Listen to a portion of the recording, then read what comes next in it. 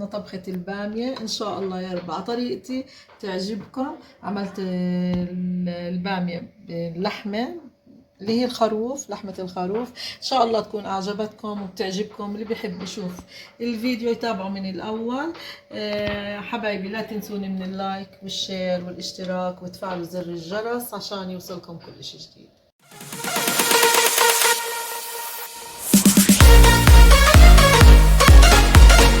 السلام عليكم ورحمة الله وبركاته، كيف حالكم؟ إن شاء الله بخير. اليوم بدي أعمل معكم طبخة البامية، بدي أفرجيكم إياها. هاي البامية، ما بعرف إيش بدول تانية إيش بيحكوا لها. أفرجيكم كيف أنا بعملها. أنا غسلاها خليتها تنشف. هاي كيلو بامية، هيك بمسكها. في ناس بيعملوها هيك، هيها بعملوها هيك شوية، وهاي طبعا. وفي ناس اللهم صل على سيدنا محمد بيمسكوها هيك بلفوها لف، شفتهم؟ ما بعرف، بس انا بحب اعملها هيك. خلص انا متعودين هيك نعملها. طبعا اكلة البامية كتير مفيدة، حتى بسمع للسكري بيقولوا كتير مفيدة. بالتحايل على اولادي لما خليت يرضوا اعمل البامية هيك كلها، بنقبها كلها هيك. بشيل القمعة هاي، هيها ان شاء الله، وبتشوف كيف بدنا نطبخها بايبي. وبدي اعملها طبعا على لحمة قطع. هيني حطيتها على الغاز، مول على الغاز. هيني حطيتها، بس انا بحط بطنجرة الضغط. طالما بدي اعملها بطنجرة الضغط بس بحط لها شوية فلفل اسود وبخليها لما تتنشف بعود امرقها وبغطيها. حبايبي هي نشفت اللحمة، هلا بحط لها بجوز الهند.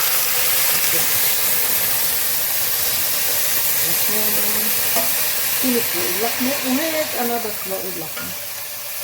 بنشفها أول بعدين بزيت الهون. حبايبي هي لما هلا قمعتها، انت القمعة تبعتها اللي هي هاي القمعة، طربوش القمعة، ما بعرف ايش بتحكوا لها. طبعا باين هاي اللي تحت منها،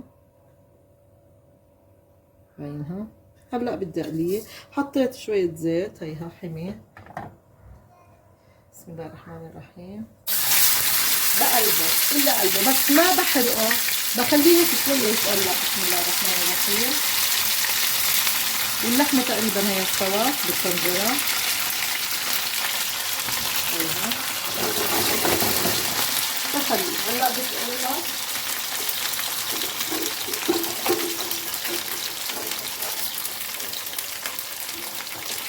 ما بحرقها، ما بحب حمرا كتير، هيك بس تقلها بشوية بالزيت. هاي القمعة اللي طلع منها للكباب كمان، بحب اخليكم. في بنات صغار ما بيعرفوا. بدي اقلبها بس تاخذ هيك اللون الذهبي، مع انها مغسولة. تاخذ اللون الذهبي بكون عاصر البندورة ونجهزها. حبايبي هلا هي القلاية هي نعم حطيتها على البامية وقليتها خلاص. هي عينت هذه الوجبة. هلا بدي اشيلها، بدي احط عصير البندورة. بدي اسقط فيها اللحمة بعد ما استوت طبعا.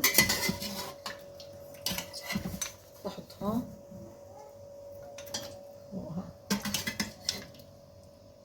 طبعا. الضغط اكيد اكيد بتدوب اللحمة دوب. ايها شوفوا كيف نسلت اللحمة العظمة، نسلت عنها. وبدي احط البامية فوقها. طبعا بدي احط من مرقة اللحمة ازيدها على البندورة، وبدي احطها على الغاز.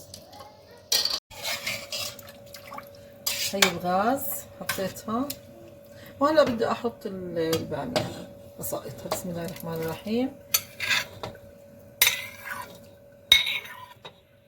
الطبخة تتسبك مع البندورة. طبعا هلا بكون انا بظبط الملح، بحط قديش بدي ملح. بسم الله على سيدنا محمد. وبقدح القدحة، بقدح لها طبعا بتومة، خليها تغلي. عليها، بس الا اقليها، بس بقليها ما بتطلع كتير حمرا. وهيك تكون طبخة البامية ان شاء الله جهزت معنا.